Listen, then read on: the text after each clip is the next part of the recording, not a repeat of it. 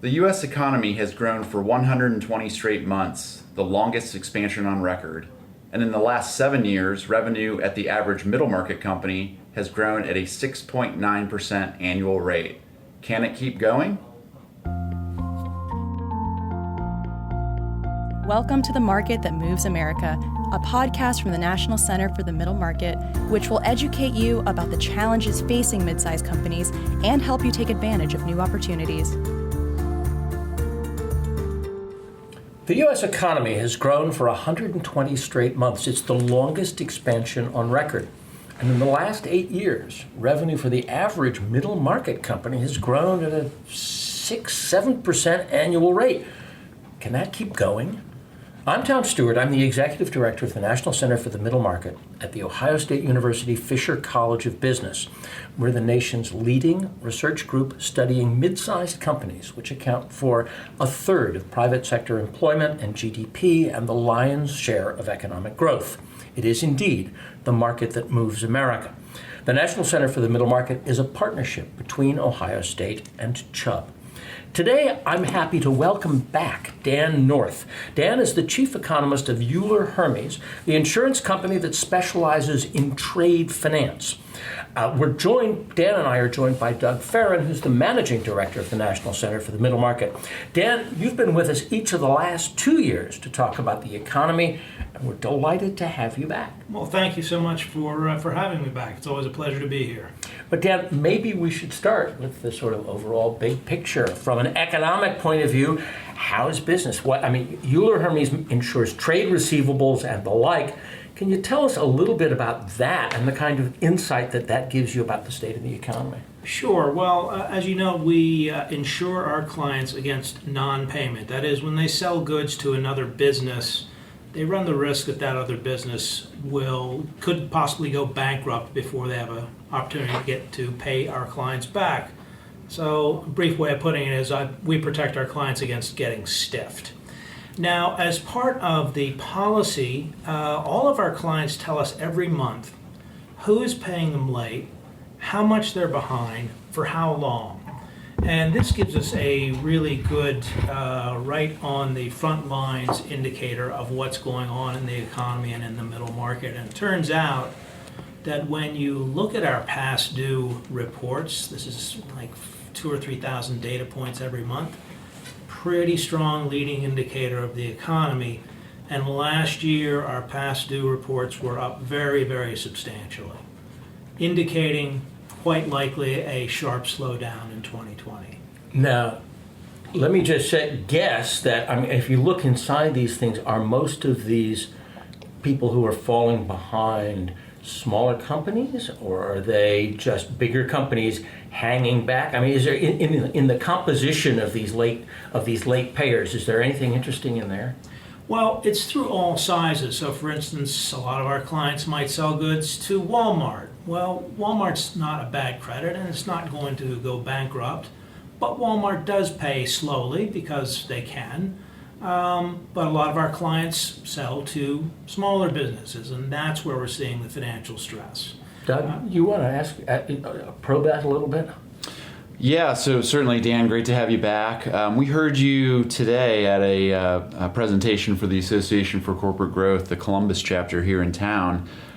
In addition to some of these kind of basically defaults and trade issues, you also shared a number of different economic indicators. Could you share some of those highlights and maybe talk a little bit about what they mean for the coming year, and maybe even answer the million-dollar question, which is, do you see a recession coming? Well, I think the answer to that is the probability of a recession is low, but it's not zero. So if you look at something like a consensus survey, economists might say, there's a 25% or 20% chance of a recession. Well, either way, they're wrong. Because if there is a recession, they were 80% wrong, and if there isn't, they're 20% wrong. So it's the probability is sort of academic. I think a better way to put it is we think that it's a less likely scenario, but the much more likely scenario is one of quite slow growth this year. So, for instance, 2018 GDP growth was 2.9%. That's probably good as it's going to get given our demographics. Last year in 2019 was probably around 2.4%. We're dropping to 1.6% this year. And almost a 50% drop. Yeah, it's a pretty sharp slowdown, and the trouble you run into, it's like an airplane. When you're that close to the ground and you run into a little problem, you're much more likely to hit the ground. So there's much less buffer when we're growing that slowly. And there's a number of factors driving that. So I know you had mentioned earlier this morning the economic stimulus is basically gone, right? There's no more of that. That's right. So if you think about it, the government has two major tools it can use to stimulate the economy. One is fiscal policy, which is a matter of taxing and spending. So we had fiscal stimulus in the Tax Act of 2018, which provided a tax cut both to individuals and to corporations. Well, that's fiscal stimulus. You get more after-tax income to consumers, and so they spend a little more. And that was very helpful for a year. But that's just a break for a year. We're not getting another tax cut this year. So suddenly your after-tax income starts growing at a more normal rate. You're not getting a boost. You're not getting fiscal stimulus. And if that's one of your major tools and it's dried up to nothing, well, that's a drag on the economy. And the same thing on the corporate side. We got a corporate tax break, and that showed up into stronger corporate profits. Well, guess what? Corporate profits are now down to 0% growth year over year. So that fiscal stimulus, which really helped for a little while, is gone now. And what about the other stimulus that's, I guess, a monetary stimulus, right? Which is the reduction in interest, or the rate of interest, and how much the cost of capital is, and where are we in terms of monetary stimulus? Correct. Well, that's where it gets slightly trickier, because when the Federal Reserve takes a monetary policy action such as raising or cutting interest rates, it takes a full year for that action to be fed all the way through the economy. So we've gotten some interest rate cuts in the past year. That's going to take a while to flow through the economy. And really where it's gotten a little bit trickier is monetary policy, where we came from. We came from a position where we've never been before, which was 0% interest rates and massive monetary policy, quantitative easing, basically virtual money printing. The problem is when you have that much easy money, 0% interest rates for so long, it's very hard to back out of that position. If we look at the increase in interest rates that the Federal Reserve undertook, it's actually quite a large increase when we look at what's called the shadow Fed funds rate. It gives us an idea of what the Fed funds rate actually is, or effectively is, when the bound is 0. It's a little bit technical, but the point is the Federal Reserve has actually has tightened quite a bit, and I think that is still very much a drag on the economy. The most recent cuts will stimulate, but it's going to take a while. So fiscal policy's dried up. Monetary policy, I still think, could be a drag at this point, and that's a pretty tough combination. And we've also got trade policy creating a headwind too. So you got these two tailwinds that are weak or wobbly, and a headwind that. How much of a headwind is trade policy and tariffs? Well, so far it hasn't been that dramatic, and here's why. We're in a tit-for-tat trade battle with China on tariffs. So the concern was when China put on tariffs when we put on tariffs to Chinese goods incoming to this country, that it would raise the prices and be a damper on economic growth. Well, it really hasn't. Because, number one, the Chinese devalued the yuan, which kind of makes it easier to eat those tariff increases. And corporations ate a bit of those tariff increases. They're the ones that actually have to pay the tariffs. So corporate margins got eroded, which is one of the reasons corporate profits are now down to 0. And not much got passed on to consumers yet. The tariffs that are in place now cost the average family like $700 or $800 a year. It's not been a big impact. It could be a big impact. We just signed that phase deal one yesterday, but that sort of thing could fall apart. And if we put in the last tariffs on the last bit of Chinese imports, that's consumer goods. That's iPads and phones and apparel and electronics. That really will hurt the consumer.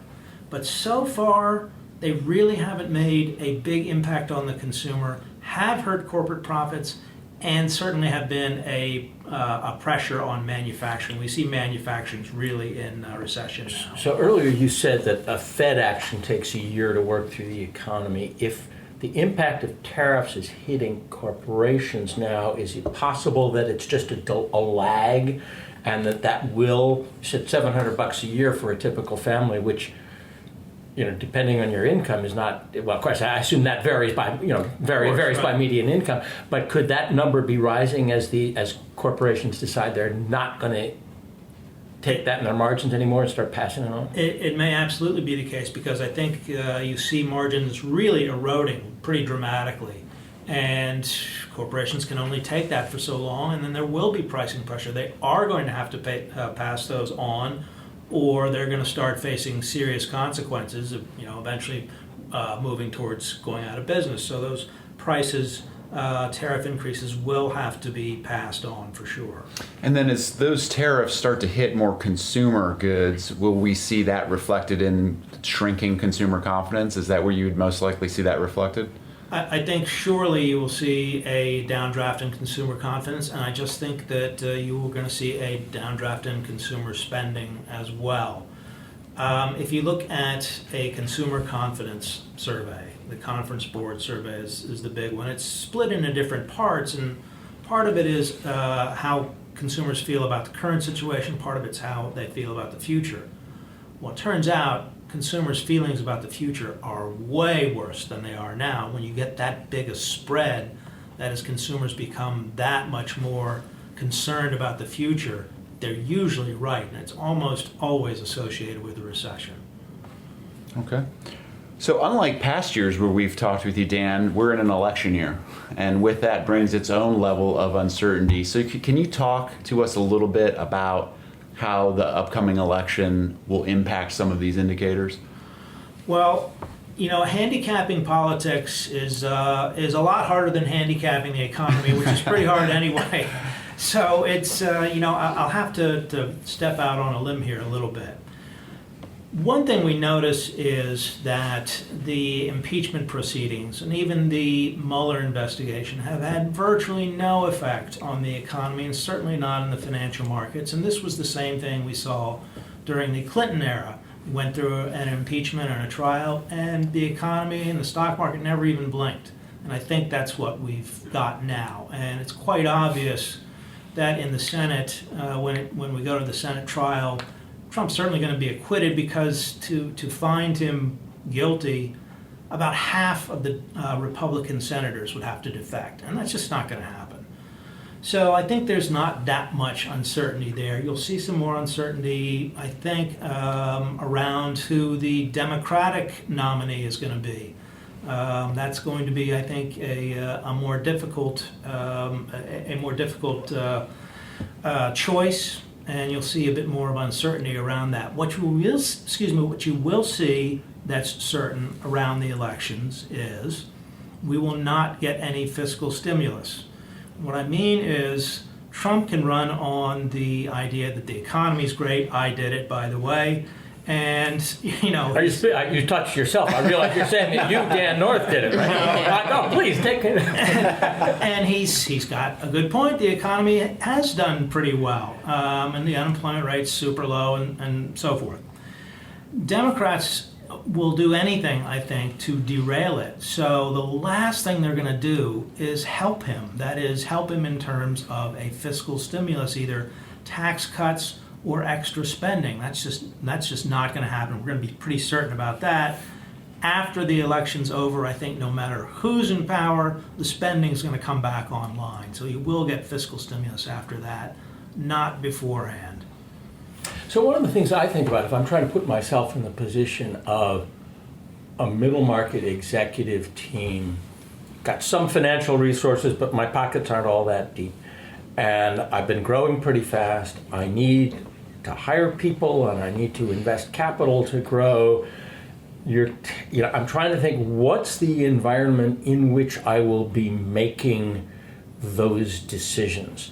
I know you're a macroeconomist and not a microeconomist, but if I'm imagining you coming in and saying, okay, guys, here's the environment, here's the picture in which you should be making these plans, you're feeling pretty good, you want to expand, and sort of I'm looking around saying, how aggressive should I be, or how much of a rainy day fund should I keep? What's the kind of conversation or tenor in that room or the insight that you would bring into that room from the economy? Well, I think what we're looking at here is 2020 being a much slower and therefore from our business a much riskier year. We've already seen that in our claims behavior. When small and medium-sized enterprises are put under financial stress, they're much more likely to go under or start paying more slowly. So you have to look at it in terms of a risky year. Now, it's slow, but it's not zero. We're not saying recession. So demand is good. This has been, supposedly a stronger economy than in the previous administration. Certainly it's growing. So it's a tough choice. You would continue to grow while you can, but understand that there's risk out there, and maybe that risk takes the form, or your actions against that risk might take the form of, I'm hiring people, maybe I want to slow down. Maybe I don't need to hire quite as many people as I've done. In fact, that's what the macro data is showing, is hiring is in fact slowing down. And from our risk point of view, we see warning signs when companies start saying to other companies, yeah, I'll pay you back, but I need a few more days. Or can you give me a bigger credit line because I want to be able to buy more from you before I go bankrupt. These are the kind of warning signs that we see, and at that point, maybe you start reducing your risk profile. Yeah, so our middle market indicator for the first quarter shows pretty much steady as she goes and pretty robust new product introductions and new domestic market expansion, but a little bit of drawing back on hiring, international expansion, plant and equipment, and M&A, all of which are sort of more irrevocable decisions. For the others, you can fine-tune.